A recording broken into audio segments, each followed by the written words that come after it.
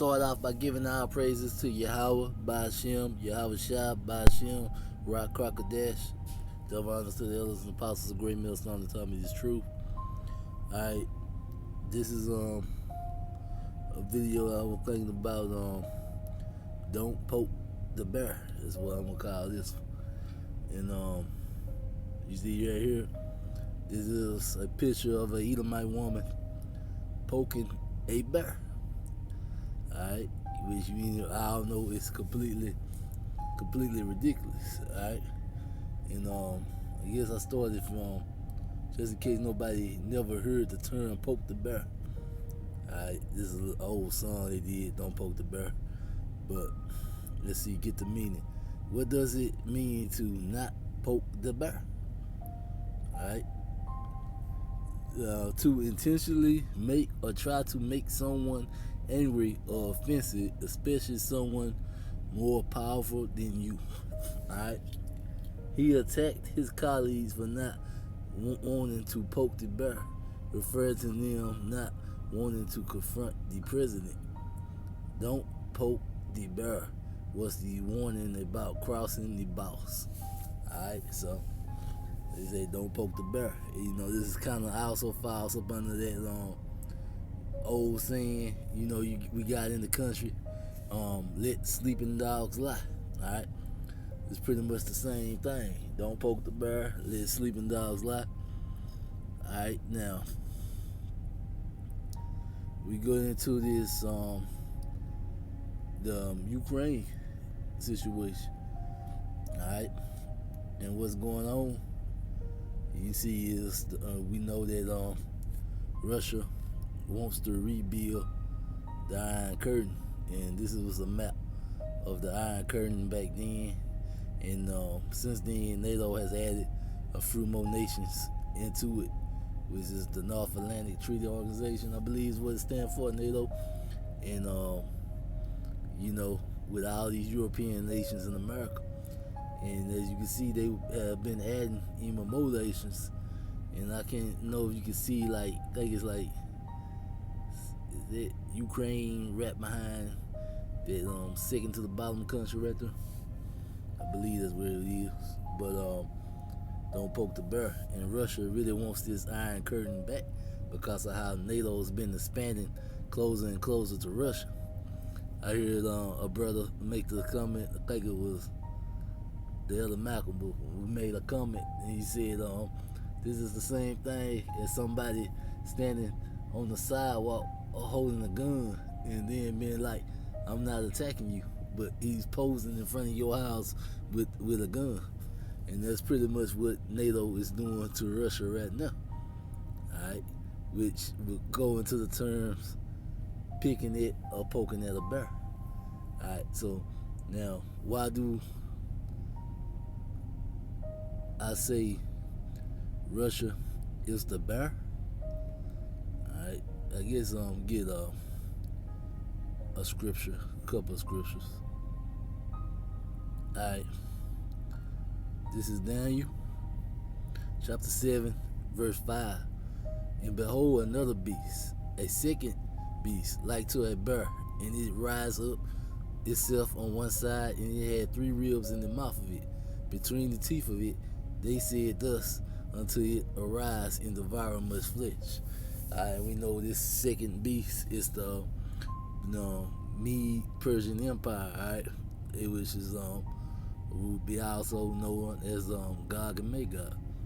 Alright, so that was the beast. Alright, now if we go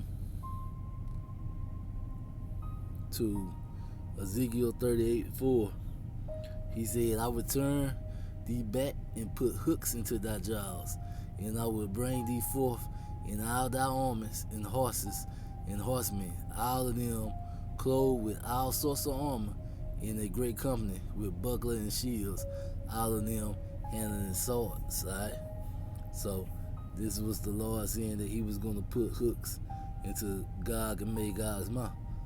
Alright, now, which I believe was the verse up above, third verse.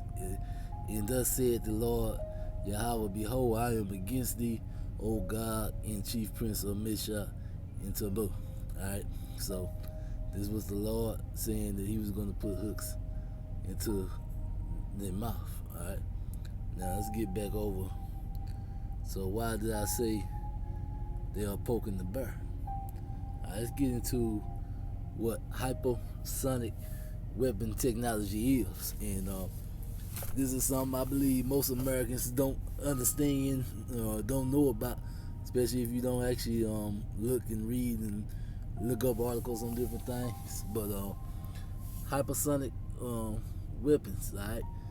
I'll play this video over there. It won't be no strike, but let's see.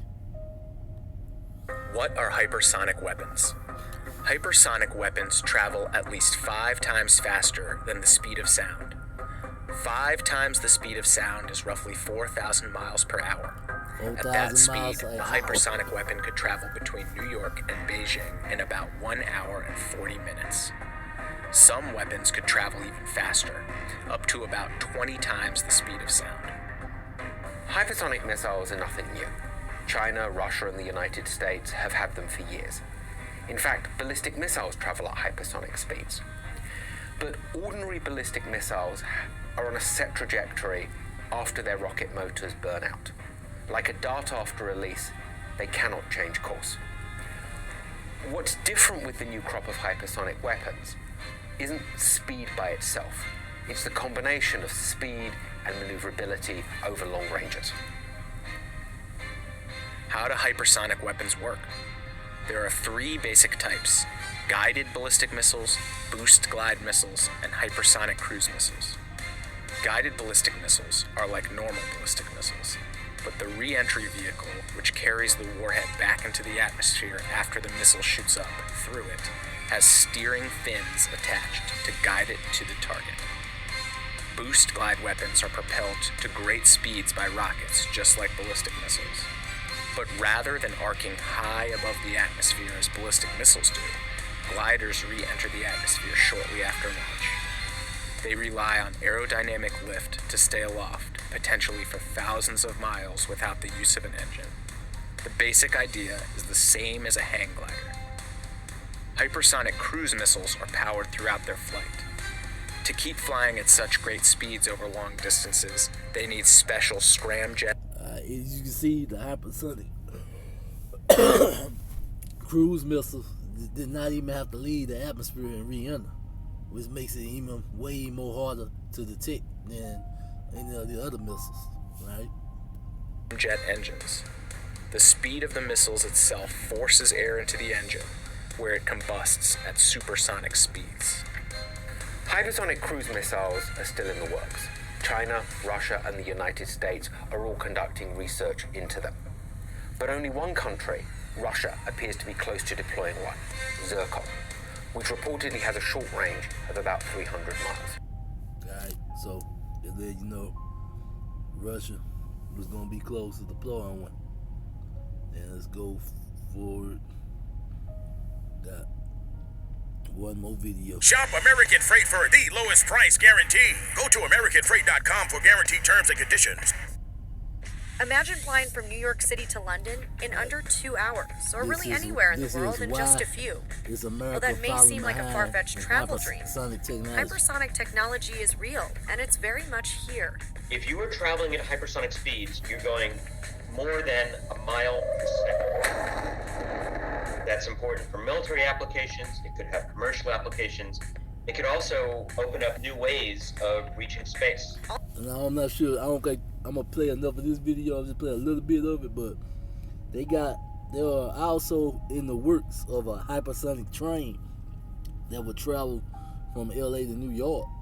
Alright, and it's supposed to be a really fast way to move back and forth. So it's not just with weaponry, but as you can see on this video, as it go into it, that America is following behind, and Russia and China is way ahead of America on developing hypersonic technology, which means their missile guidance system is way more advanced. It's becoming way more advanced than America's. But America do have a plan to catch up. I'm not sure if this video goes into it, but I believe they plan was to catch up in the year 2024 or 2026, something like that. So, but right now, Russia and China is actually ahead of America when it comes to weaponry. Alright, that's another reason why they should probably think twice before poking the bear. At least catch all the way back up first. All over the world, significant hypersonic research and development in recent years have highlighted its promising opportunity, but it's also shed light on its destructive potential.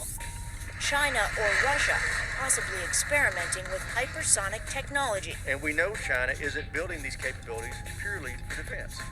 That's made it a top priority for Washington, our defense capabilities, and ultimately our national security. How do you defeat hypersonic weapons? So what is hypersonic? Who has it? And what could it do for military and commercial purposes?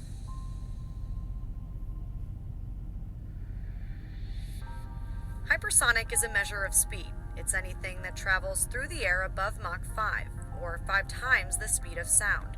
That's roughly 3,800 miles per hour. Any spacecraft that re-enters into the atmosphere from space is traveling at hypersonic speed. So the Apollo spacecraft, Mercury and Gemini before it, the space shuttle, they were all traveling as hypersonic craft. For reference, typical commercial airliners are subsonic, traveling slower than the speed of sound, which is anything below 760 miles per hour. When you go faster than that, above Mach 1, you're traveling at supersonic speeds. There's a lot of planes right now that are in that supersonic space. Lots of trainers, lots of fighters. Military jets frequently fly supersonic and have since the 40s. The fastest plane of all time, Lockheed's Blackbird, took off in 1964, and it reached cruising speeds above Mach 3. That's more than 2,200 miles per hour. And famously, the Concorde commercial plane flew at supersonic speeds for nearly 3 decades, cutting transatlantic flights in half. This indicator here, which tells me we're flying twice the speed of sound. And I suppose it'll be proved by the fact that we get to Washington in 3 hours 55 minutes, which you can only do if you're flying this sort of speed. And when you travel 5 times the speed of sound, it's hypersonic. The primary difference between hypersonic and supersonic and transonic and subsonic is as you go up in speed, there's just more and more variables that you have to account for. When you get to hypersonic... About hypersonic flight, you'd look at me like I was crazy. So much is going to change. We're talking about a class of defense systems that could travel at hypersonic speeds, but because they're in the atmosphere, they combine the attributes of speed, but also maneuverability, and that gives you a lot of important defense capabilities. The ability to do very precise strikes, for example, the ability to evade enemy air defenses. Unlike traditional ballistic missiles that follow a set trajectory after their launch, hypersonic missiles can be controlled while in flight, leaving their path unpredictable to enemy defense.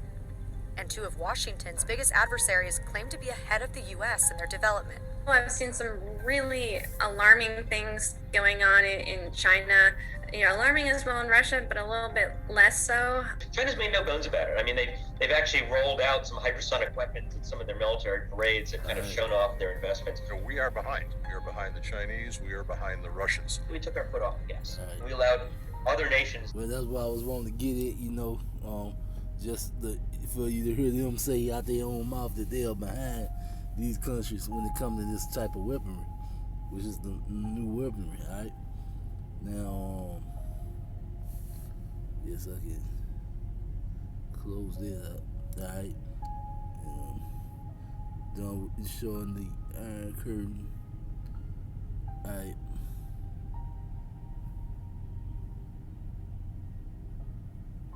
All right.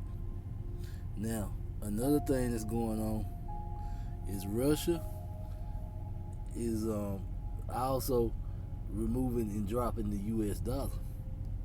And while that's going on, China is too. And Russia and China both dumped the U.S. dollar. That is really going to hurt the American economy. All right, which is you can see the debt ceiling is already 30 trillion. Which the way the American debt is shooting up right now is extremely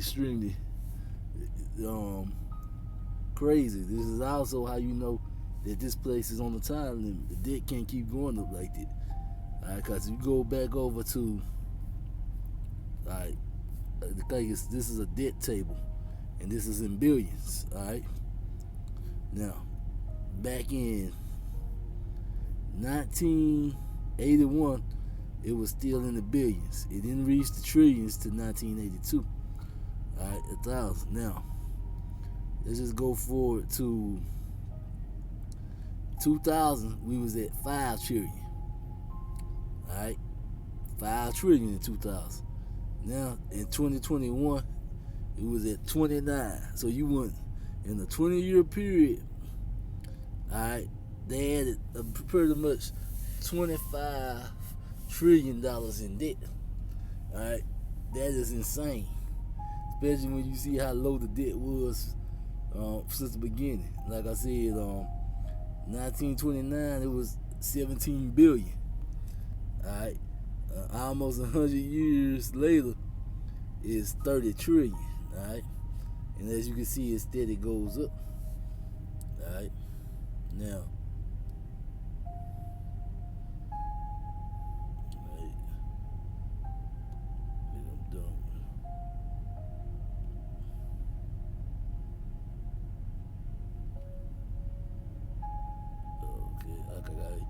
Hit the wrong one.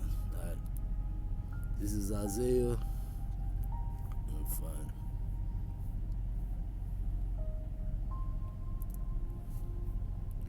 $13. Yeah, I want somewhere around. Let's see what we get. Alright. This is Isaiah 13.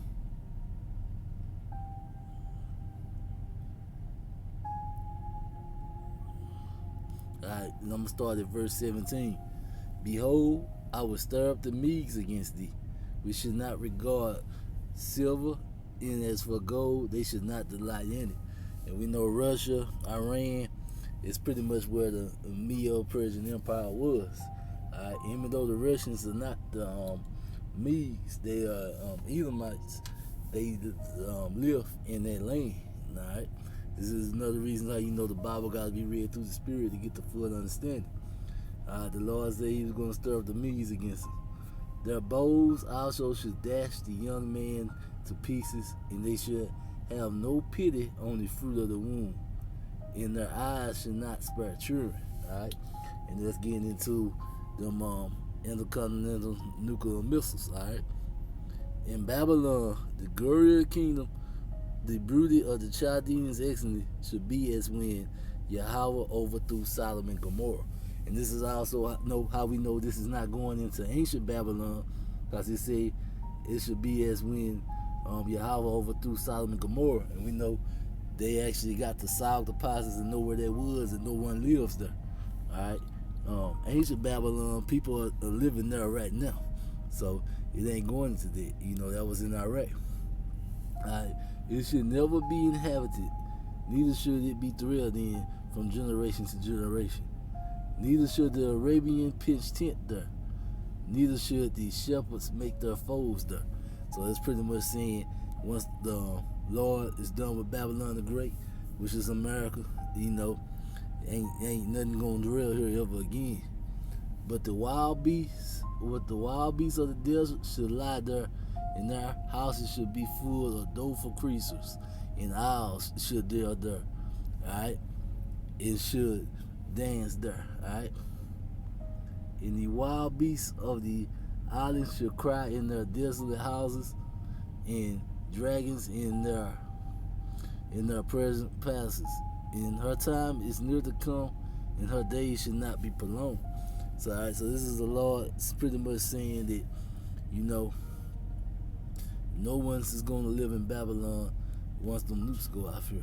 And he said he was going to stir up the Medes against them, and they should not care about gold or silver. Alright, so he was going to make these countries that hot when it came to dealing with America. Alright, this is Joel chapter 3 verse 2.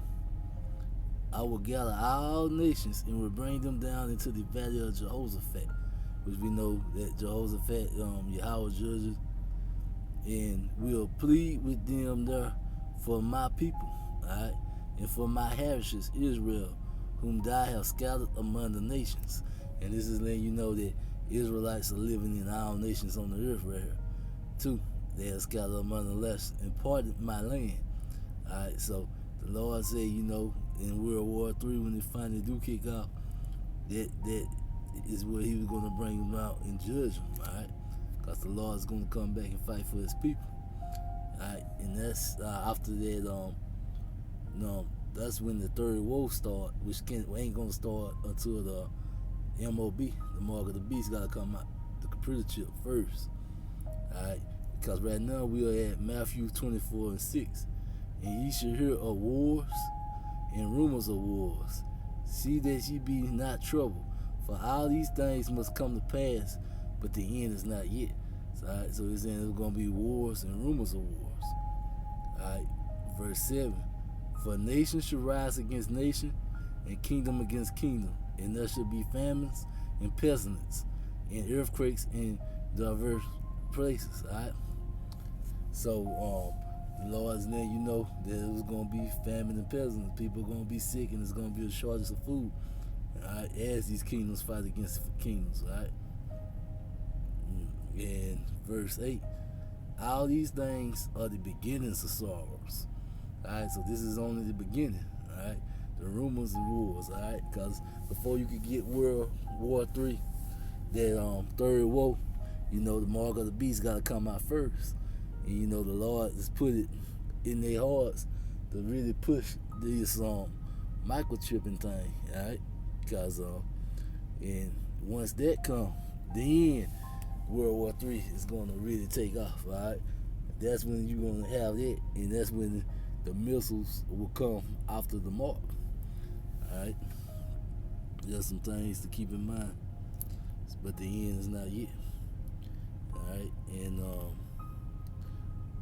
with that, I'm gonna say shalom, and don't poke the bear. As we say in the country, let sleeping dogs lie, because you go over there messing with that dog, it might wake up and tear you to pieces. Don't poke the bear. Don't be messing with an enemy that's more mighty and more powerful than you, especially if there's no need to do so. Alright, and with that, shalom.